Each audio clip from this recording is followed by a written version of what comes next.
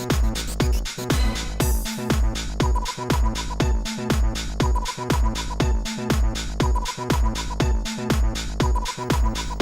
Mick, tell me something about yourself and the history and your classes.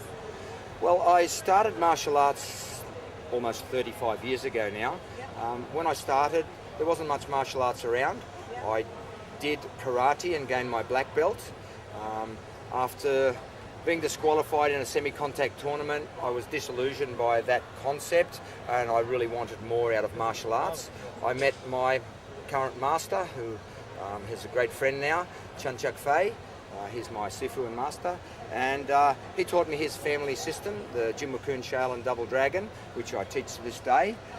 I loved that style, and it gave me what I was looking for in martial arts. I became the first New South Wales actually middleweight kickboxing champion. Then I progressed to the Australian champion, where I was undefeated for 9 years. I became the Australian full contact kung fu champion, when once again I was undefeated until they stopped having those competitions a number of years ago.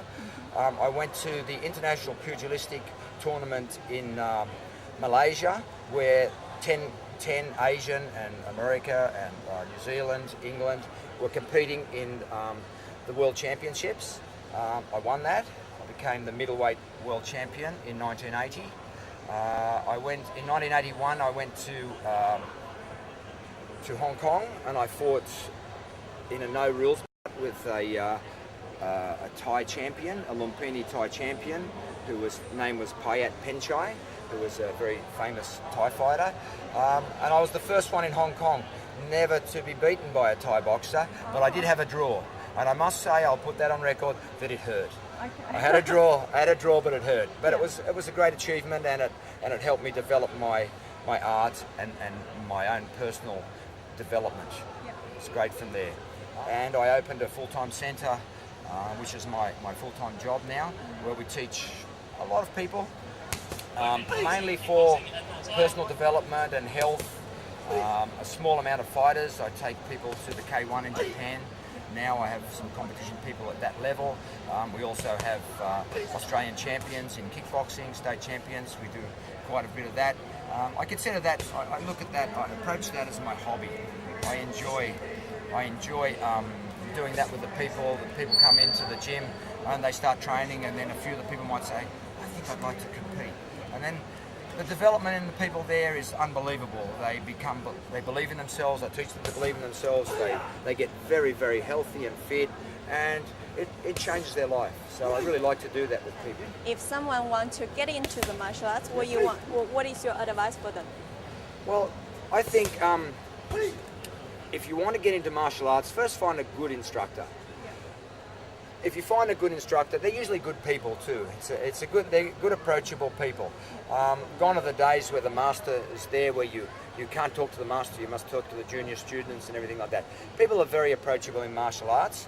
The next thing is a friendly environment, that people are receptive, that they invite you into their environment and try and help you develop, because it's about setting and achieving goals, martial arts. It's about not being able to do things and then realizing that you have learned something, and then you start to believe in yourself.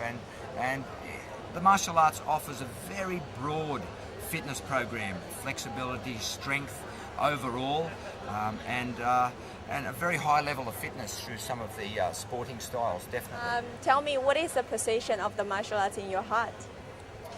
It's a passion. I did a lecture at this yesterday at this Fitness Expo, and I called it a journey of passion from a simple world into a very complex world, which is the way my world has evolved. In 1950, when I was born, it was a very simple world. We just had tellies, and when I came to Australia from England in 1956 with my family, television was born in Australia. Okay. And that was a very simple way of life. And then we've moved to now, technology is unbelievable through my life, and it's been a wonderful path. And martial arts has evolved through those areas too.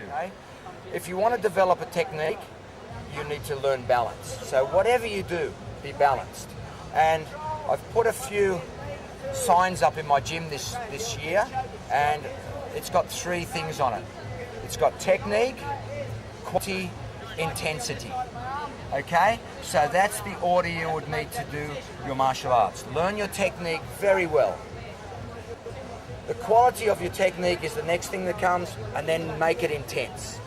Okay, the other things that go in line with that are train hard, rest well, and good nutrition. They're probably good components that you can build into your martial art, and enjoy it.